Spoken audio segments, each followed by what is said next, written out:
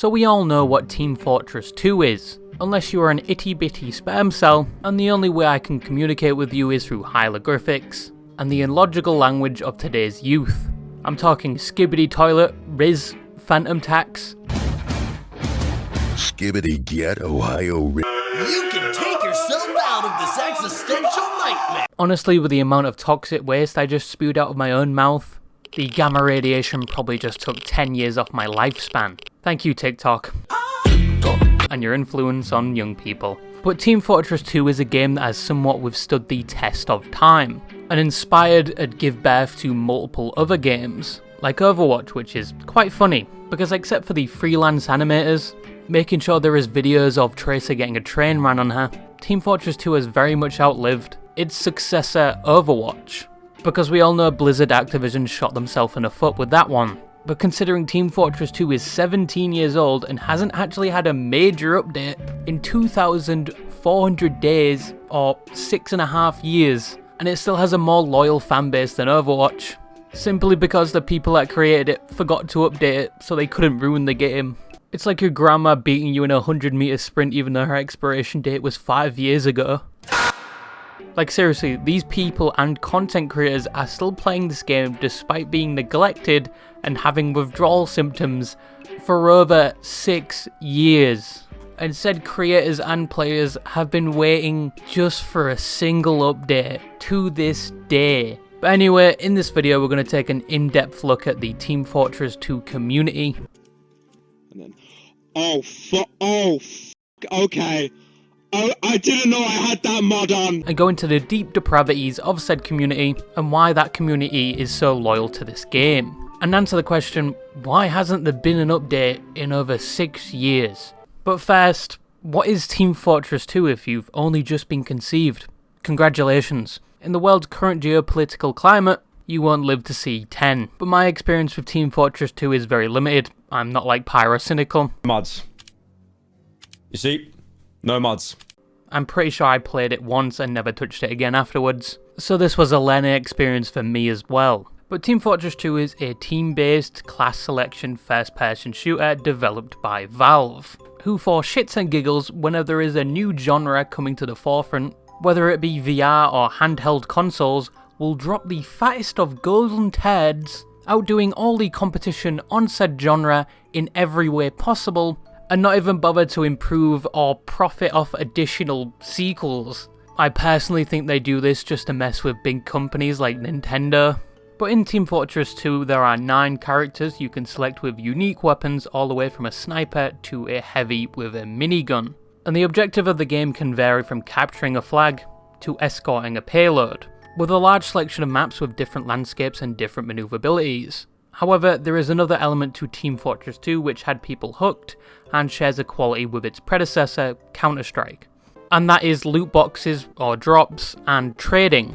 The trading system of Team Fortress 2 is very much a decade old now, and was one of the first games on Steam to introduce said system, and introduce an economy to a game. And arguably the trading economy of Team Fortress 2 is one reason why the game is still relevant and why people still play it. Because if you get lucky and get a drop or loot box with a rare item in it, you could very much make some IRL money off it.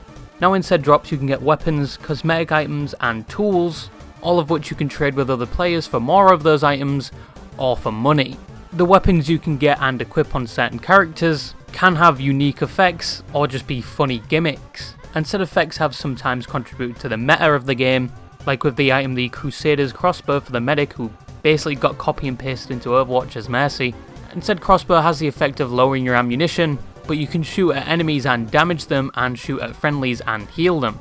You know, sort of like Anna from Overwatch, they really stole a lot from Team Fortress to make their game, Jesus. But despite this, Team Fortress 2 is not considered pay to win, as you can craft most of the weapons you can get from drops, and complete challenges to obtain them as well.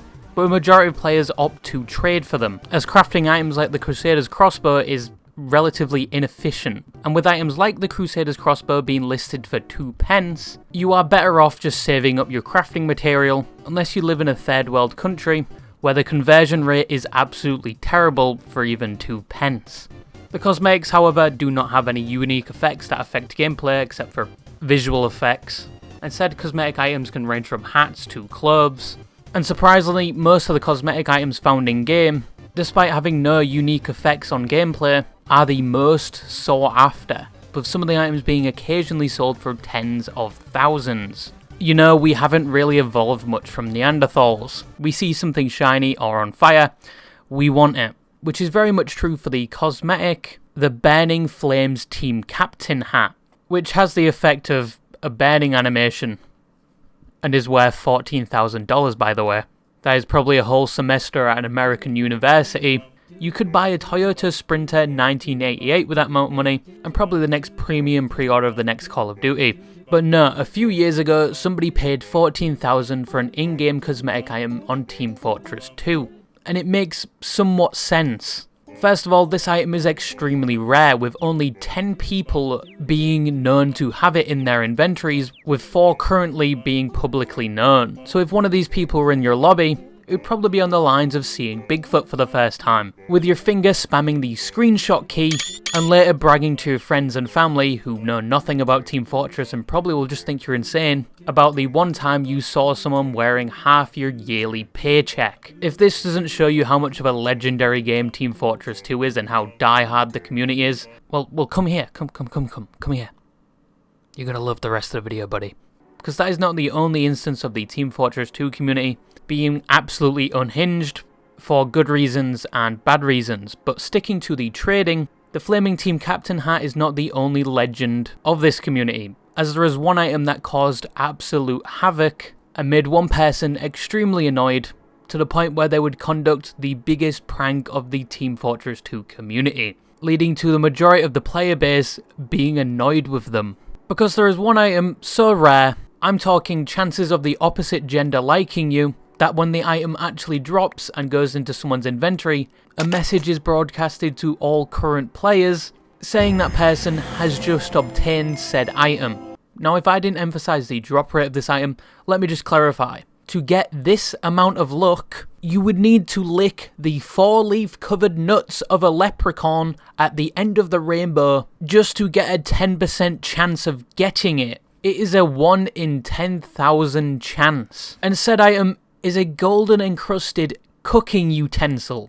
And that is the golden frying pan. Wait, I got it! I got it! People are adding! Oh my fucking god! Oh my god! Oh my god! Oh my god! Oh my god! Oh my god! Oh my god! Oh my god! Oh my god! Oh my god! Oh my god! Now the only downside to obtaining this item is the fact that everyone knows you now have said item. Unless you're an egotistical cretin, you're gonna have a very bad time. Because people all around the Team Fortress 2 community will be spamming you with offers to try and get said item. Or even trying to get into your account. And it can get very annoying, to the point where you might have to private your Steam account with how many comments and friend requests you'll be receiving. But one person would despise this attention and despise even obtaining the item, to the point where they would remove it from their inventory, not by selling it, not by trading it, but by just deleting it. And just to put that into perspective, the frying pan is now worth $6,000, but at that current time it was worth a whole lot more. But this person's name was Oricom5, and they knew about the value but did not care, even though that is a life-changing amount of money. Think of all the Roblox and Fortnite skins you could buy, or better yet, how many spins on a slot machine you could do. But this person would not care and would just delete the item. But it was about to be a whole lot worse because they didn't know one little thing about deleting said item.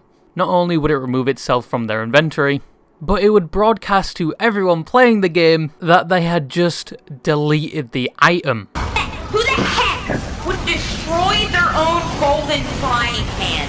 That's worth $5,000, one of the most expensive Team Fortress 2 items. Obviously this was counterintuitive with their goal, and they ended up receiving a lot more attention than they wanted. A majority of it being a lot more negative due to the fact they had just wasted so much money. And they arguably became the most bullied person of Team Fortress 2. But they were also the first person to ever delete the golden frying pan. But they would not be the last, as many people would recreate the instance, but not to the same degree as him, as he simply just had strong animosity just for getting the item. Now in the current day, There are over 100 instances of the frying pan being obtained and put in people's inventories, but it still has the value of thousands. Although because of its scarcity, the Flaming Team Captain hat has taken it over in terms of valuability. But once again, this just shows how unique the people that play this game are, to the point where they will delete thousands to piss people off and want them to leave them alone. But as I said, the TFT community is unique in itself. The community of the game, despite being the most abused community, next to League of Legends players I guess. Well, I mean, League of Legends players get abused by other people, TFT players just get neglected by the game company. But despite being neglected by their game developer overlords, they are still 100% loyal to the game and will refuse to let it die. To the point where it is one of the most played games to this day, and is still relevant on the internet through things like memes, where animators will recreate the Team Fortress 2 characters, recreating popular trends, or originating their own memes and internet culture, like with the Joji TikTok TF2 meme. And I think most people seeing these memes, even though they've probably never played the game, know it's from Team Fortress 2, because the community in general has had such an impact on the internet as a whole. But why are people so loyal to this game? And why do they still play it? Well, it comes down to a lot of things like the game company that made it, Valve made by the golden goose himself, Gaben, and the fact they have nonchalantly made so many games that have defined the previous 2 decades, when prioritizing fun and entertainment was a priority. I'm talking not being spammed with 20 ads as soon as you launch the game, actual game developers controlling the roadmap of the game, instead of people in suits and ties that have only touched Tetris and Nintendogs, and have no idea how games work or the game they're even helping to develop. Their only goal is making money, not the longevity of the game. And the gameplay of Team Fortress 2 being basic and intuitive, meaning that anyone can pick up this game and have fun. But there's also the nostalgic element to it. This game has been out 16 years, some of you weren't even conceived yet and were still swimming around in your dad's testicles, where some have been playing this game for an entire decade.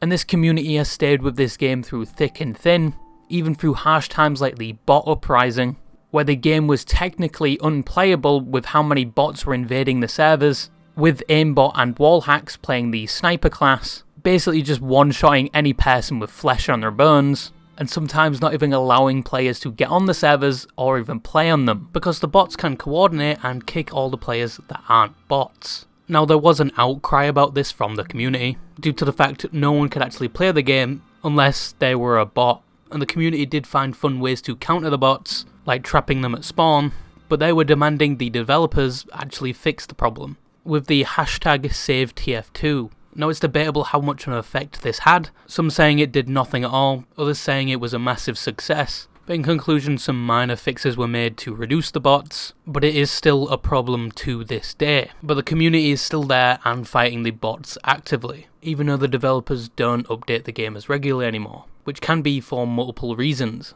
Some people have theorised that one is because of the work culture at Valve, where employees can work on whatever project they want, and Team Fortress 2 is a crusty cumsock no one wants to touch. Or two, it is because the Team Fortress 2 code is so ancient, you'd have better chance deciphering Egyptian hieroglyphics. And said code is in shambles to the point where if you remove a JPEG image of a coconut in the game files, the entire game will break. So in essence, the entire game is relying on a JPEG image of a fruit. And yes, a coconut is a fruit, so just shut up. I'm right on this. Now, despite all of this, the community is still going very strong. Now, these people are the highlights of the Team Fortress 2 community. People that refuse to let this game die and refuse to let its gameplay be ruined by bots. But whilst these are the people that have had a positive impact on the community, there are people that have had a negative impact on it as well. More specifically using the positive and supportive nature of the community for somewhat their own gain. Unfortunate enough, these people are a drop in an ocean and do not represent the community of TF2, but they are still infamous examples of the somewhat dark side of the TF2 community, including those people that find out you're streaming on Twitch and start screaming slurs. Oh, what? You're live on Twitch?